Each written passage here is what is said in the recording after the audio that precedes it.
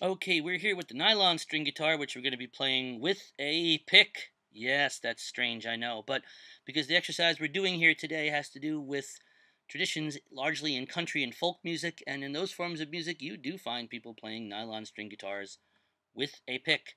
It actually can sound pretty good if you have a light touch on your right hand or if you have a nice light pick. So let's try an alternating bass pattern strum. Um, it is a foundation of country music and folk music, and once you do it a few times, you'll know. Um, let's take a look at the simplest chord, the first chord most guitar players learn, open E. Now, we're going to be alternating between the generally root and fifth of the chord. We have both these notes already here in the open E string, or rather the open E chord. You have your open low E string for the root, and you have the fifth here at the second fret of the B string. You're playing it already. Second fret of the A string, I'm sorry. Those are the two notes. We're going to play the strums as a down and an up in between each bass note. So we're going to play a low E, down, up on the other strings, and then a B, down, up on the other strings. Do that twice in tempo, and you have an alternating strum. Let's try it. That's figure 1. So get ready. 1, 2, 3, 4.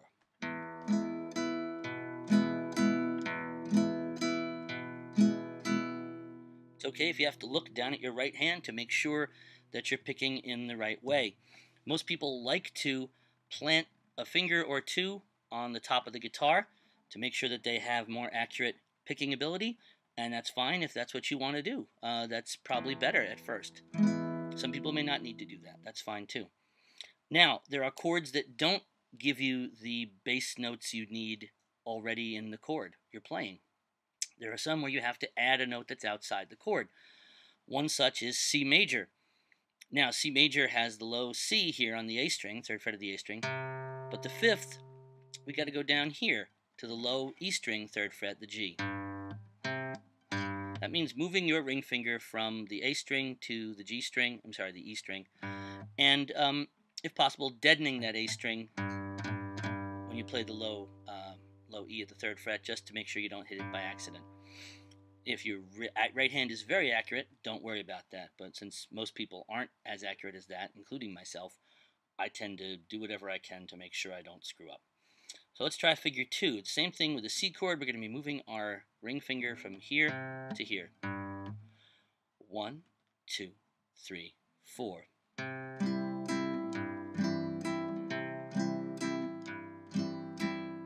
Pretty simple, right? That's country music. Do it fast. That's country, okay? Add some walking figures.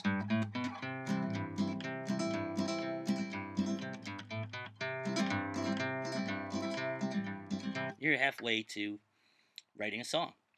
Now, other chords. Let's take a look at figure 3. The patterns are different for each different chord shape you're going to encounter in open position. And of course, for the E and A shapes and E minor and A minor shapes, they're movable up the neck. So for the E shape, of course, moving up into bar chords, you simply keep the same pattern of the low E string and the A string as you go, just with your bar chords. A works this way. A, of course, gives you the A note here on the open A string, and your bass note is going to be down here, this open low E. You probably won't do the E here on the D string. It just doesn't sound the same.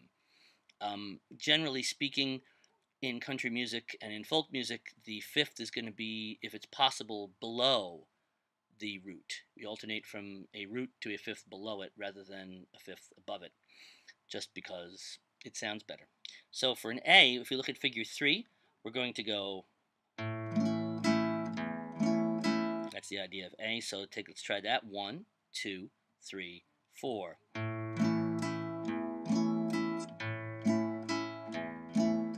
Notice I move this finger a little bit to sort of deaden the A as I go. Again, that's just insurance for me. Now D is very similar to A. Your root is the open D string, and your fifth is the open A string below. You don't want to play the low E at all. Sometimes I'll bring my thumb around. My first guitar teacher called that the Townsend grab, to bring your thumb around and do something with. I'll just bring my thumb around and deaden that low E to make sure I don't play it. And we'll alternate between the open D and open A strings for D. Let's try that. 1, 2, 3, 4.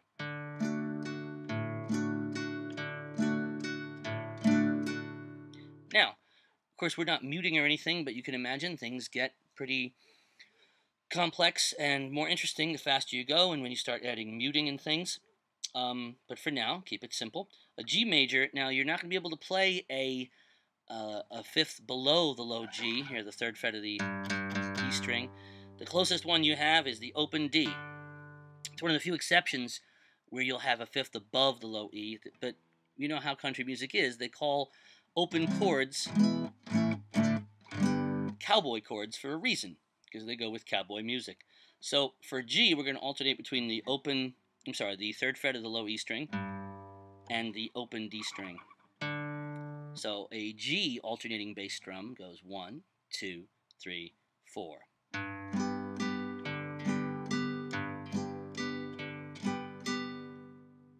Okay, and let's try one more chord. The only other open position chord that we haven't dealt with is B7th. Some people's least favorite chord, and some would even argue that it's not an open position chord, but it has an open B string in it, so I consider it open. Which when you're first learning chords, it's the hardest one to get.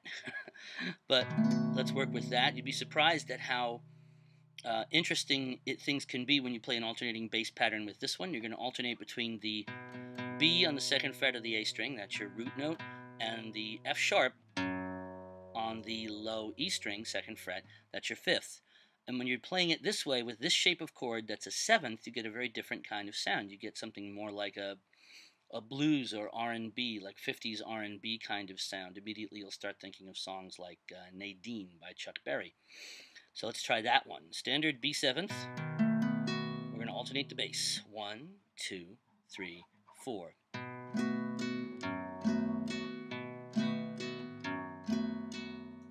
Also, that's something you might encounter in a country blues sort of motif. A lot of country is bluesy, particularly stuff like Hank Williams and the more honky-tonk oriented things, Buck Owens and whatnot.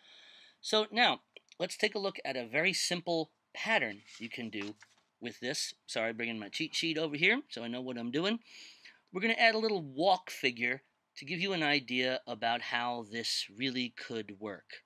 The chords we're going to play are G, C, and D. And we're going to do an alternating bass part on the G chord and the C chord, not on the D chord, because that's just, we're not going to get to that. That's not part of this little pattern here.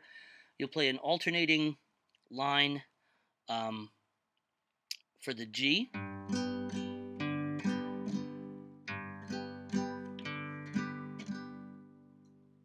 Okay, but you're not going to do that second part. You're just going to go.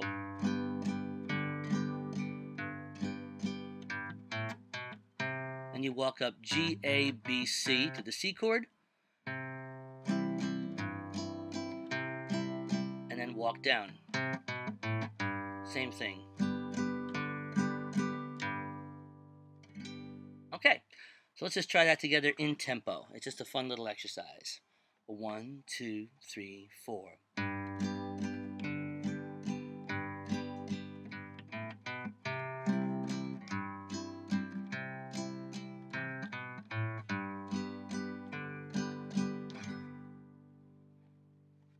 And that's country music in a nutshell. And folk music, a lot of it. Until next time, happy alternating strumming. You can take, as we said, all of the E shape and A shape chords, move them up the neck. So when you're playing an alternating bass part on, say, an F sharp chord, that's E shape, you're going to play just alternating between root and fifth like that. And A, of course, the same thing. It's going to work the same way all the way up the neck. Until next time, happy strumming. Have a good one.